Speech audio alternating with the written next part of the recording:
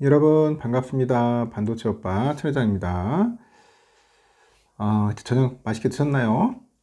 이제 또 한번 달려보도록 할까요? 또 오늘 여러분들에게 뭐 재미있는 이야기를 많이 들려드려야 하는데 워낙 바쁘다 보니까 최 회장도 여러분들에게 좀 늦기도 해요. 늦기도 하니까 여러분들이 강의 부탁드리고 삼성의 이야기는 제가 끊임없이 할 테니까 그럼 편안하게 들어주시면 됩니다. 삼성만 좋아하는 분들도 있고, 삼성전자 이제 관심이 이제 식어가는 분도 있습니다. 식어갑니다. 주가가 생각만큼 오르지도 않고 계속 빠지고, 예측, 예측 불허죠. 예측 불허의 그런 상황이 자꾸 나타나다 보니까, 이거 투자를 해야 할지 말아야 할지 상당히 고민을 갖고 있는 분들이 있더라고요. 고민스러운 분들이 있던데, 아주 잘 판단하세요, 여러분. 판단하시고, 뭐든지 주식 투자는 여러분 스스로의 그 판단, 결정의 몫입니다. 그 결과는 뭐 누구 이야기를 듣고 할 필요도 없어요. 천 회장 이야기 듣고 할 필요도 없습니다. 차라리 그냥 모르면은 안 하시는 게 나아요. 많이 하고 싶다는 생각이 좀 든다 하면은 공부를 좀 하세요.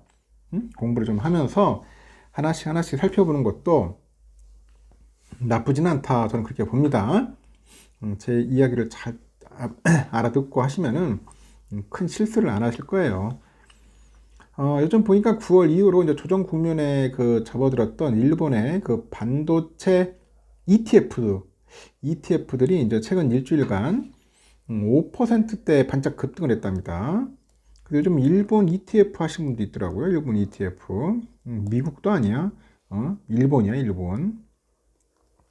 일본의 ETF라는데 하여튼 일본 ETF가 한 일제히 5%씩 반등을 했고요. 삼성전자가 3분기 호실적을 발표하면서 반도체 업황이 기대보다 빠르게 반등을 하고 있더라. 반등을 하고 있더라. 삼성전자 주가는 거의 뭐 내리막기고 좀 짜증나는데 오히려 ETF는 오르고 있어요. 전문가들은 그 반도체 업황이 내년부터는 본격적으로 상승 사이클에 진입할 것으로 이제 예상하고 있죠. 해당되는 만큼 일본의 반도체 ETF의 향후 투자 전망도 밝다고 이야기들을 합니다.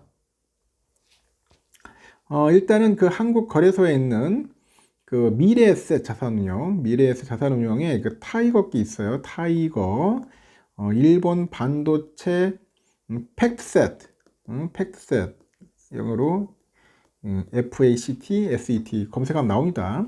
타이거 일본 반도체 치면 나와요.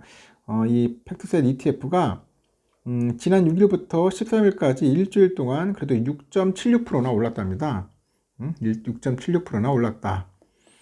올라가지고 전체 ETF 중 세 번째로 그 높은 수익률을 기록을 했네요. 같은 기간에 하나자산운용도 있죠. 아리랑. 그 아리랑의 일본 반도체 소부장 셀렉티브 이것도 한 5.61% 정도 상승을 했어요. 그래서 코스피 수익률을 2배 이상 웃돌았다. 코스피 수익률 2배 이상 웃돌았다는 그런 이야기들을 하고 있네요.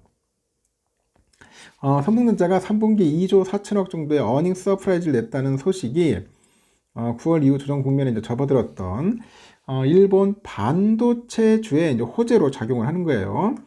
호재로 작용을 했고 실제 아리랑 일본 반도체 소부장은 지난달 6일 1320원 1320원으로 최고점 찍고 이달 4일에 9355원까지 9.35% 정도 이제 미끄러졌고요. 미국의 연방준비제도가 지난달 연방공개시장위원회에서 고금리 장기화를 예고한 데 이어가지고 비슷한 시기에 일본이 발표한 2분기 경제 지표도 예상치를 이제 밑돌았기 때문이다. 그런 이야기를 하네요. 그래서 이에 연초부터 꾸준하게 1학기미 그 순매수 3위권을 지켜왔던 글로벌 X 일본 반도체 ETF가 있는데 지난 한 달 9월 13일에서 10월 13일 동안 50위권에도 들지 못했다. 50위권에도 들지 못했다는 그런 이야기가 있습니다. 일본의 반도체 ETF는 9월 말까지만 해도 폭발적인 주가 상승세를 보였는데요. 미중 갈등과 대북 미사일 경계 그리고 지중학적인 리스크에 따른 그 반사 이익을 얻을 수 있는 데다가 전통적으로 반도체 소부장에서 강점을 보인 일본의 반도체 산업이 이제 부각되면서예요. 여기에 역사적인 그 엔저 현상도 투자금을 이제 빨아들이는 것 같습니다.